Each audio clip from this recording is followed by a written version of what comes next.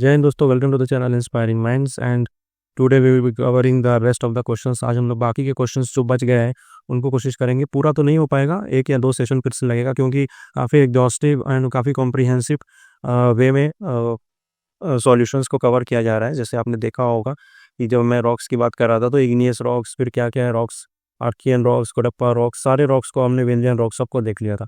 तो उसी तरह से हम लोग कर रहे हैं। ठीक है, अब हम लोग देख लेते हैं एक बार। क्वेश्चन नंबर 30 क्या था हम लोग का? मलिक खाफूर वाज ब्रॉट बाय तो नुसरत खान, ये तो हमने देखा था। उसके बाद 31 है कि which country officially joint NATO. तो नाटो को लेटेस्ट ज्वाइन करने वाला कंट्री कौन सा था? तो स्वीडन था।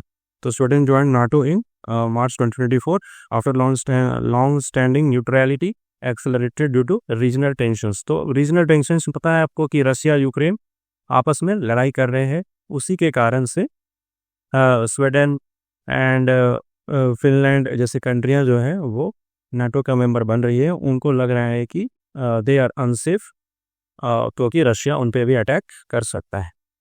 The fertilizer component used for stimulating early growth. तो कौन सा फर्टिलाइजर का कंपोनेंट है that is used for stimulating early growth? तो दैट इज फॉस्फोरस। ठीक है, यहाँ पे आप कह सकते हो कि नाइट्रोजन भी हो सकता है नाइट्रोजन। कई सारे वेबसाइट्स में आप देखोगे कि नाइट्रोजन भी है, बट बीपीएससी का जो आंसर की था उसमें फॉस्फोरस था। So that is why we are considering phosphorus. Who wrote the new lamps for the old? New lamps for the old was written by Aurobindo Ghosh.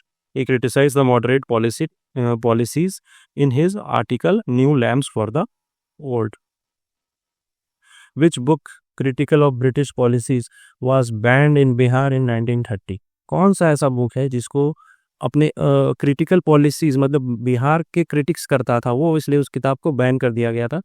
तो ये जो किताब का नाम था वो था गरीब हिंदुस्तान, और इसको जिसके लेखक जो थे वो थे मोहम्मद वली हसन। ठीक है, question number 35, in which of the following years the Bihar state hydro electric power corporation was established? ठीक है, किस साल में state hydro electric power corporation was established? तो इट वाज एस्टैब्लिश्ड इन 1982।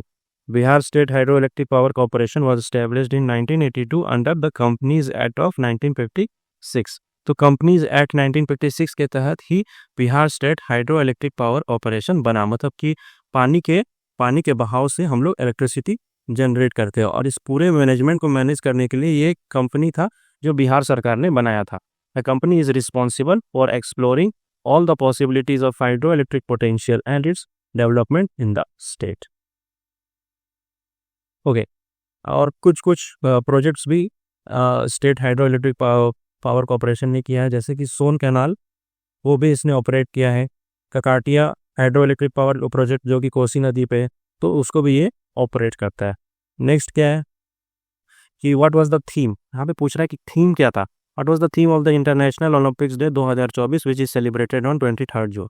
ठीक है, तो यहाँ पे जो आंसर था वो लेट्स मूव एंड सेलिब्रेट था। ठीक है, इससे हमको ज़्यादा मतलब नहीं होना चाहिए क्योंकि ये तो चला गया। But what is the take away? Take away ये था कि भाई क्वेश्चंस के थीम भी पूछे जा रहे हैं, थीम्स है ना, थीम्स भी पूछे जा रहे हैं। तो आपका ये दायित्व है कि आप थीम्स को भी देखेंगे। ठीक है, और दोस्तों यार थोड़ा शेयर सब्सक्राइब कर दो यार, क्योंकि नया चैनल है तो मेरे को लोग नहीं जानते, और मैं भी मतलब मेरी सोशल नेटवर्किंग साइट्स बहुत ही वीक है, और मेरी ना कोई इंस्टाग्राम बहुत ज़्यादा पॉपुलर है, ना फेसबुक बहुत ज़्यादा पॉपुलर है, ना मेरे ज़्यादा दोस्त है। तो आप लोग की मदद चाहिए यार। ठीक है, आप लोग थोड़ा शेयर सब्सक्राइब कर दो ताकि अच्छा कंटेंट है, आप कंपेयर कर लेना किसी से भी। ठीक है, और कहीं से कॉपी पेस्ट भी नहीं किया हुआ है, it is made by me and it takes lot of effort. ठीक है, तो प्लीज़ यार थोड़ा सब्सक्राइब शेयर कर दो। ठीक है, who was the president of Indian National Congress at the Patna session held in 1912? तो कौन जो था वो पटना सेशन जो हुआ था 1912 में, उसका कौन प्रेसिडेंट था? तो इसका आंसर जो है RN माधुरकर। ठीक है, क्या है इसका answer? RN Mudholkar was elected as the president of Indian National Congress and the 27th session in Bankipur Patna. ठीक है, और ये कब हुआ था? 1912 में हुआ था। कहाँ पे हुआ था? बांकीपुर को हम लोग पटना, मतलब पटना में ही है बांकीपुर। ठीक है, मेरे को नहीं पता था, तो जब एग्ज़ाम हुआ था तो मैंने इसको गलत कर दिया था। मुझे लगा कि मैं तो पटना पढ़ के आया हूँ भाई, बांकीपुर कहाँ से आ गया, या कुछ इसी तरह से था, तो वहाँ मैंने आंसर गलत कर दिया था। बट पटना बांकीपुर, जैसे रांची हमको है ना, दिल्ली कंकड़बाग इस तरह से, तो उसी के अंदर आएगा इसको, ठीक है। तो बांकीपुर पटना, यहाँ पे कौन प्रेसिडेंट थे, तो RM माधोलकर, RM माधोलकर, ठीक है। अब नेक्स्ट क्वेश्चन है कि what is the 14th term of the sequence. तो एक सीक्वेंस जा रहा है, उसका 14वां टर्म कौन सा होगा। तो यहाँ पे मैंने बिल्कुल बना दिया है भाई, ठीक है। अपने लिए मैथ्स कोई समस्या की बात नहीं है, इंजीनियरिंग बैकग्राउंड से हूँ, मास्टर्स कर चुका हूँ, बीटेक एमटेक सब कर चुका हूँ, तो मैथ्स बनाने में कोई समस्या नहीं है। इसलिए मैंने सोचा कि लोगों को अच्छे समझ में आए, इसलिए सारे मैथ्स के क्वेश्चन मैंने इसी तरह से डिटेल्ड वे में बना के रखा है, ठीक है। तो पहला टर्म क्या है 14, फिर क्या उस पर देख रहे हो कि किसमें कितना गैप आ रहा है, 4 का। तो हर सीरीज में हर टर्म में 4 का गैप है, फिर 4, फिर 4, फिर 4, फिर 4, फिर 4। तो ऐसे करते जाओ, ऐसे जाते जाओगे तो 14वां टर्म जो है वो -38 आएगा, और this is answer D. What were the shares of agriculture, industry and service sector? What were the shares of the industry service sector in the overall GVA in the current prices of इतना according to economic survey 23-24। तो basically ये जो पूछ रहा है वो India level का पूछ रहा है, ठीक है, इंडिया लेवल का पूछ रहा है। और इकोनॉमिक सर्वे बहुत इंपॉर्टेंट है, मैं आपको यहीं पे दिखलाऊंगा, आज के लेक्चर में दिखलाऊंगा कि कैसे ये सेम क्वेश्चन से 2 बार क्वेश्चन आ चुका है। जो एक बार आया है ये कि एग्रीकल्चर इंडस्ट्री और सर्विसेज में क्या ओवरऑल ग्रोथ रेट है, और दूसरा जो पूछ रहे हैं मतलब ओवरऑल क्या कंट्रीब्यूशन है। और दूसरा जो क्वेश्चन आया था जो आपको याद होगा, female labour force participation rate ये कितना बढ़ गया है, तो वो वाला क्वेश्चन का था 33%, 23% से बढ़ गया है 37%। तो वो भी जो है वो बिल्कुल इकोनॉमिक सर्वे से ही उठा करके पूछा गया है, और डायरेक्टली फ्रॉम PIB, ठीक है। तो PIB के वेबसाइट से उठा के डाल दिया गया, ठीक है। और पीछे मैंने इसको आपको टैग कर दिया है, ठीक है। तो जैसे मैंने ये वीडियो कंप्लीट करूंगा, PDF को मैं टेलीग्राम चैनल बना लूंगा, इस बार टेलीग्राम चैनल बना करके मैं PDF को अपलोड कर दूंगा, वहाँ से आप लोग इसको देख सकते हो। तो इसका प्रेजेंट आंसर होता है वो 17.7, 27.6 and 54.7। Next question is in which city of Bihar the recently inaugurated national dolphin research centre, a research centre is located. तो जो रिसर्च सेंटर है वो हमारा पटना में है, जो ऑब्जर्वेटरी है वो हमारा भागलपुर में है, ठीक है। तो research centre Patna, observatory is in Bhagalpur, ठीक। Which of the following are the constituents of a soda acid fire extinguisher, ठीक है। तो सोडा एसिड फायर एक्सटिंग्विशर में क्या होता है बेसिकली, ये सवाल जो है सर NCERT के किताब से उठाया गया है, ठीक है। And the chapter name is for combustion and flame, ठीक है। तो क्लास 8 की किताब है, उसमें चैप्टर है कंबशन एंड फ्लेम, ठीक है। तो उस कंबशन एंड फ्लेम चैप्टर से ही इसको डायरेक्ट उठा लिया गया है, ठीक है। तो which of the following are constituents of a soda acid fire extinguisher. तो it is option B, that is dilute sulphuric acid and sodium bicarbonate, ठीक है। तो dilute sulphuric acid and sodium bicarbonate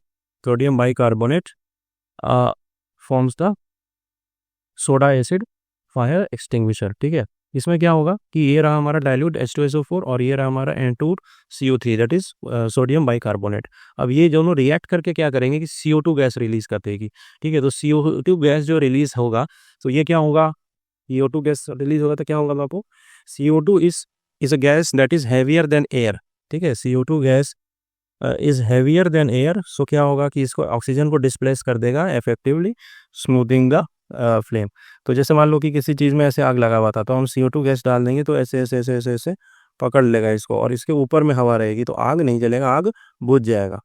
which of the following bacterial disease is called splenic fever, ठीक है। तो splenic fever जो इसको बोला जाता है वो एंथ्रेक्स होता है। तो बेसिकली समझते हैं कि स्प्लिनिक क्या है। सबसे पहले समझो कि एंथ्रेक्स जो है it is a bacterial disease, ठीक है। Anthrax is a bacterial disease and it spreads through spores के थ्रू ये फैलता है। That is extensive enlargement of the spleen, ठीक है। स्प्लीन जो है एक तरह का बोन है, हमारा जो रिब केस होता है ना, वहाँ पे एक बोन होता है, उसको बोलते हैं स्प्लीन, ठीक है। तो एंथ्रेक्स में क्या होता है कि वो स्प्लीन जो है उसका लेंथ बढ़ जाता है, मतलब इतना था तो इतना हो जाएगा, थोड़ा सा बढ़ जाएगा। तो उस बढ़ने के कारण हम लोग को फीवर हो जाता है, स्प्लीन फीवर, उसी को हम लोग बोलते हैं एंथ्रेक्स।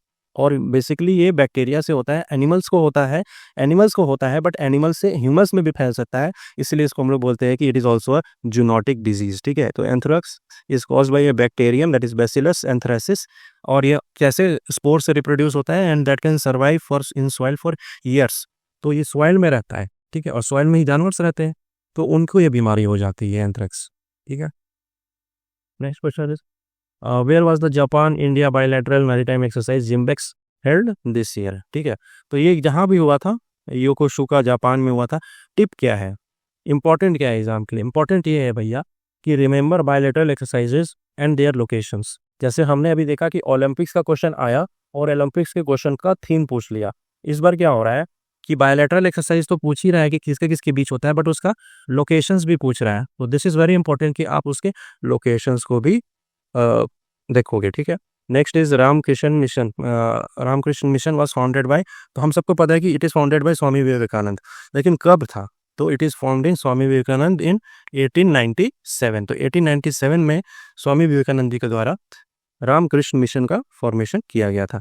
स्वामी विवेकानंद जी के बारे में जान लेते हैं कि Ramakrishna Mission was founded in 1 May 1897 by Swami Vivekananda.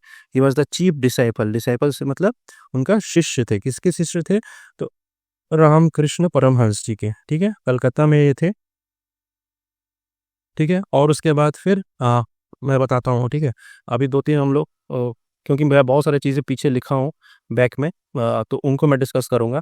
उसके बाद फिर 44 देख लेते हैं। फिर देखो यहाँ लिखा हुआ है रिफर बैक, तो अपन पर देखेंगे, बहुत डिटेल में मैंने एक्सप्लेन किया है, तो बीच में नहीं डाल रहे क्योंकि फिर क्वेश्चंस के डिस्कशन का फ्लो टूट जाएगा। तो इसको भी कर लेते हैं, उसके बाद फिर उसको बैक वाले को भी देखते हैं। In certain language code computer is written as, तो देखो कंप्यूटर को हमने कैसे लिख दिया है, जैसे क्वेश्चन में दिया है वैसे ही। फिर जैसे हम सॉल्व करोगे तो देखो पाओगे ये कि क्या है कि इसको ऐसे करके सिमेट्री से तोड़ दिया है। ठीक है, और जो इधर वाला था सी, उसको सबसे इधर लिख दिया गया है, सबसे किनारे में, और इधर वाला जो आर है इसको यहाँ पे लिख दिया गया है। ठीक है, और बाकी सब चीज़ को +1 करके, जैसे ओ के बाद क्या आएगा पी, तो ओ के बाद क्या आएगा पी, एम के बाद क्या आएगा एन, पी के बाद क्या आएगा क्यू। ठीक है, और उसी तरह से ई के बाद क्या आएगा एफ, एफ, हाँ, टी के बाद क्या आएगा यू, और यू के बाद क्या आएगा वी। तो इस तरह से बनाया गया है। तो इस तरह से आप मेडिसिन को जब आप करोगे तो ये आ जाएगा। तो that is option C. Question number 45, which of the following radiation is used to get relief from body aches. मतलब कि बॉडी में आपको पेन हो रही है, बॉडी में आपको दर्द हो रही है, तो कौन सा रेडिएशन इस चीज़ में आपको हेल्प कर सकता है। तो इंफ्रारेड रेडिएशन जो है are used in body aches और फिजियोथेरेपी। तो फिजियोथेरेपी में या फिर बॉडी एक हो रहा है तो उसमें आपको इंफ्रारेड रेडिएशन काम आएगा। चलो अब हम लोग इसको देख चुके हैं, ज़्यादा नहीं बढ़ेंगे हम लोग। अब जो पीछे में बनाया है मैंने उसको देख लेते हैं जल्दी जल्दी। ठीक है, जैसे हमने देखो पहले ये वाला देखा था हमने, classification of Indian rock system. ठीक है, इसको हमने इसके जस्ट पीछे वाले लेक्चर में कवर किया है। ठीक है, चलो हमने ये भी देखा था, रेसेस को देखा था, कॉकोजॉइड्स रेस होता है, मोंगोलॉइड रेस होता है, नेग्रोइड्स होता है, एस्ट्रोलाइड्स होता है, और एमेरी इंडियंस होता है। ठीक है, अब हम लोग समझते हैं। फिर हमने देखा था सज्जानंद सरस्वती के बारे में कि वो कौन से गांव से थे, भूमियार फैमिली से थे। हाँ, नवरंग राय नाम था उनका। उसके बाद फिर मेरी जीवन एक संघर्ष, किसान सभा के संस्मरण, भूमियार ब्राह्मण, गीत हृदय, किसान कैसे लड़ते हैं, यहाँ पे मैंने आपको बताया भी था। फिर इनको कहा जाता था किसान प्राण। ठीक है, किसान प्राण की ही इज अ लवर, वो किसानों के मतलब प्राण थे, आत्मा थे। सुभाष चंद्र बोस जी ने उनको कहा था the undisputed leader of the peasant movement in India. अब हम ये भागलपुर के बारे में यहाँ क्यों डिस्कस कर रहे हैं, भागलपुर के बारे में इसलिए डिस्कशन कर रहे हैं क्योंकि क्वेश्चन आया था डॉल्फिन के बारे में। डॉल्फिन जो है कहाँ मिलती है, भागलपुर में। भागलपुर के बारे में थोड़ा सा जानकारी देख लेते हैं। तो पहला क्या है, Bhagalpur is famous for it is the silk city of India and it is tussar silk जो है यहाँ पे मिल जाता है। फिर हिस्टोरिकल सिग्निफिकेंस क्यों है, क्योंकि यहाँ पे अंग महाजनपद था और अंग का कैपिटल क्या था, चंपा। एजुकेशनल इंस्टीट्यूशन से जैसे TNB college, Bhagalpur university, Vikramshila Mahavihara जो कि धर्मपाल के द्वारा बनाया गया था।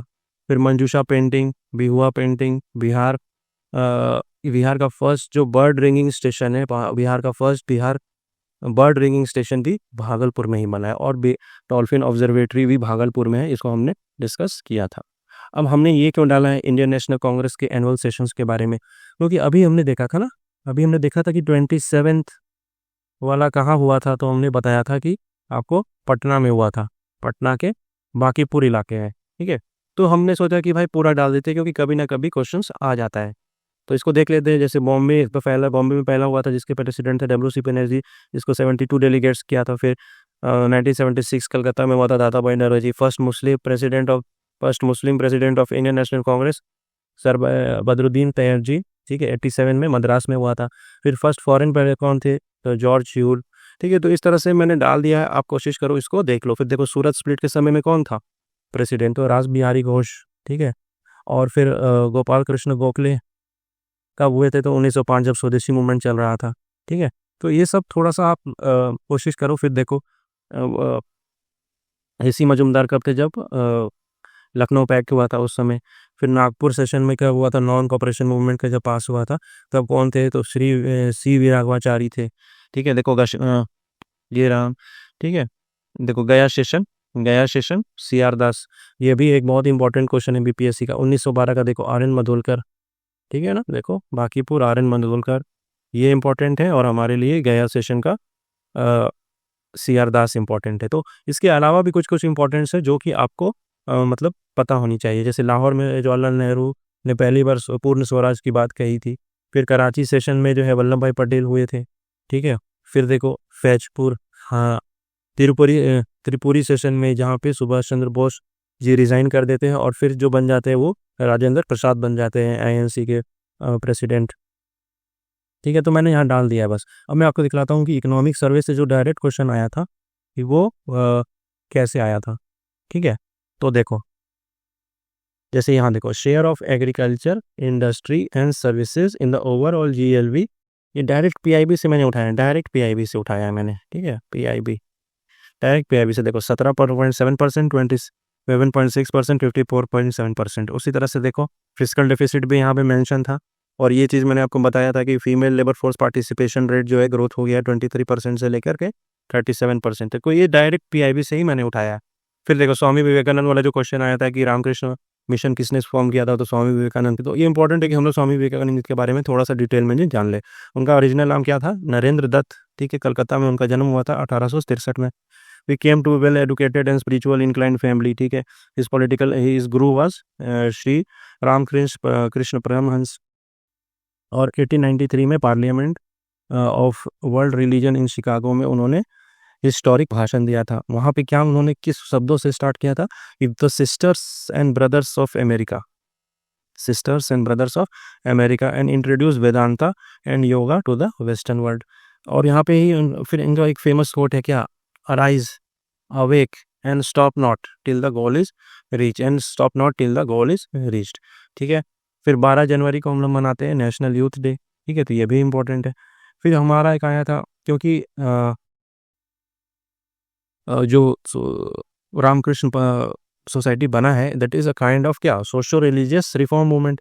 तो हमारा ये दायित्व है कि आप एक बार गो थ्रू हो जाओ, जो सोशल रिलीजियस रिफॉर्म मूवमेंट्स है उनको एक बार ग्रो थ्रू हो जाओ। जैसे ये ब्रह्मो समाज, राजा राम मोहन रॉय ब्रह्मो समाज हो गए, आदि ब्रह्म समाज देवेंद्र नाथ टैगोर, ब्रह्म समाज by India by Keshav Chandra Sen, ठीक है। तो एक बस गो थ्रू हो जाओ यार, ठीक है। यंग इंडिया डेरिजियो के द्वारा, Dharma Sabha by Radha Kant Dev, Wahabi movement by Syed Ahmad Rae Bareli, ठीक है।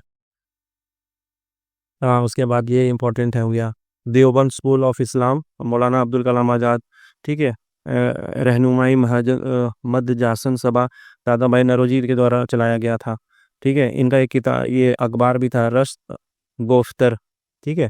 ये भी इम्पोर्टेंट है, ठीक है। फिर देखो Prarthana Samaj, that was led by Atmaram Pandurang. फिर Indian reform movement by Keshav Chandra Sen. फिर Arya Samaj was led by Dayanand Saraswati. फिर सत्य शोधक समाज जो कि पुणे में हुआ था।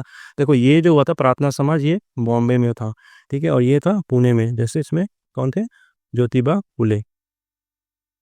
फिर अलीगढ़ मूवमेंट किसने चलाया था, सैयद अहमद खान ने। फिर थियोसफिकल सोसाइटी के कौन थे, HP ब्लडवेस्की एंड HS ऑलकॉट, ठीक है। सेवा सदन किसने चलाया था, तो बहराम जी मालापुरी, ठीक है। तो ये सब आप एक बार देख लेना, ठीक है।